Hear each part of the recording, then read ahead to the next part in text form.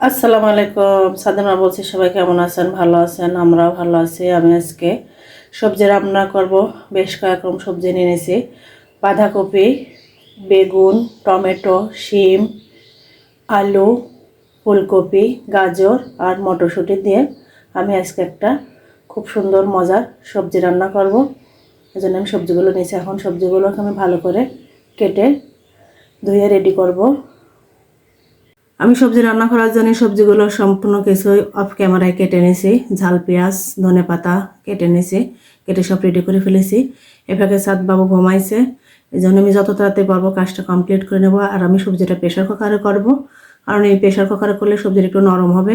চুলাতে অনেক সময় লাগবে, ছোট বাবু নিয়ে আমি পারবো না হয়তো, এই জন্য তাড়াহুড়া করছি। আর প্রেশার কুকারের সবজিটা খুব মজা হবে। আমি এর আগে একদিন করেছি, বেশ দেখলাম সহজ, মানে তাড়াহুড়াও, এই জন্য আমি আজকে করবো। আর এই যে আমি একটু গাজর, তারপরে পাতাকপি, আলু, ফুলকপি, এই সবজিগুলো একটু শক্ত শক্ত আছে, প্রেশার কুকারে দিলে নরম হয়ে যাবে। আর বিশেষ করে সাদবাবু খেতে পারবে। আমি কোনো ঝাল তেমন দেবো না, কাঁচা ঝাল দিয়ে করব, হালকা মশলা দিয়ে করব। ঠিক আছে, দেখতে থাকেন আমি সবজিটা কিভাবে রান্না করি। আমি সবজি রান্না করার জন্য প্রেশার কুকার বসাই দিয়েছি। এখন এই পরিমাণ মতো তেল দেব। আমি তেলটা দিয়ে দিলাম। সবজিতে একটু বেশি তেল দেবো, যেহেতু ফুলকপির তরকারিতে একটু বেশি তেল না দিলে কেমন একটা হয়, এই জন্য আমি তেলটা একটু বেশি দিলাম। অনেকগুলো সবজি। এখন আমি এই যে আমার তেলটা গরম হয়ে গেছে, আমি এখন পেঁয়াজ দিয়ে দেবো। কেটে রেখেছি পেঁয়াজ, কটা পেঁয়াজ, নতুন পেঁয়াজ, একটু বাদামি কালার হতে সময় লাগবে।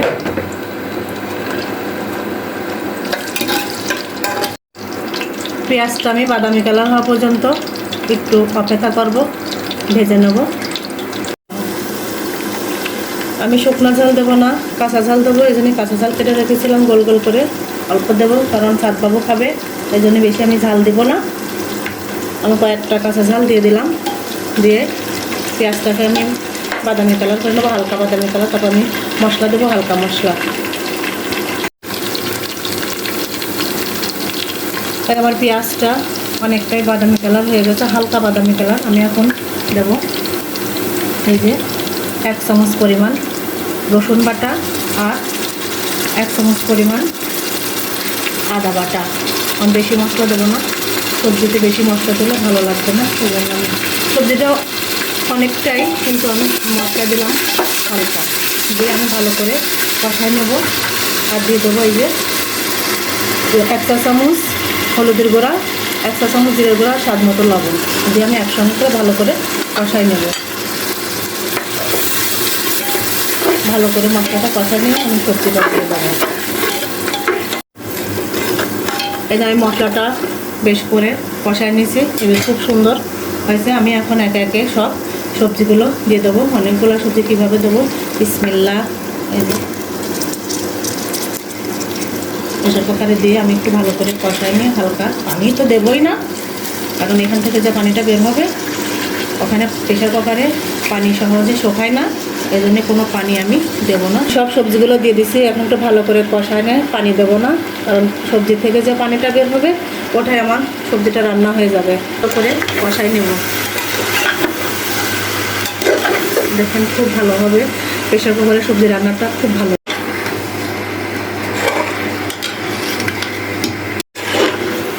দেখেন কি সুন্দর সবজি কষানো হয়েছে, অনেক সুন্দর।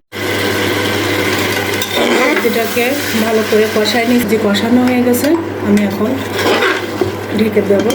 আর দিয়ে দেবো একসঙ্গে একদম এই যে ধনে পাতা, ধনে পাতাটা আমি একসঙ্গেই দিয়ে দেবো।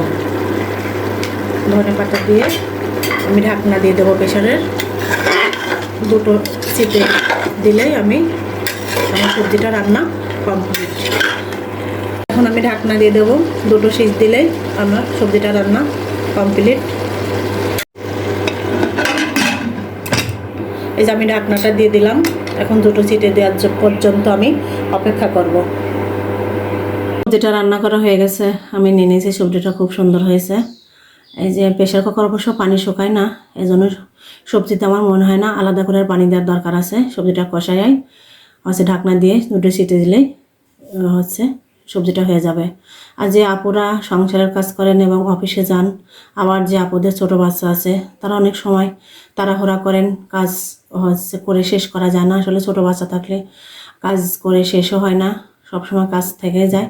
তাদেরকে বলছি আপনারা এভাবে সবজিটা রান্না করে দেখতে পারেন, আপনি একটু হলেও সময় হাতে পাবেন। এবং আর এই সবজিটা ভাত সঙ্গে, রুটির সঙ্গে খাওয়া যাবে, খুব ভালো লাগবে।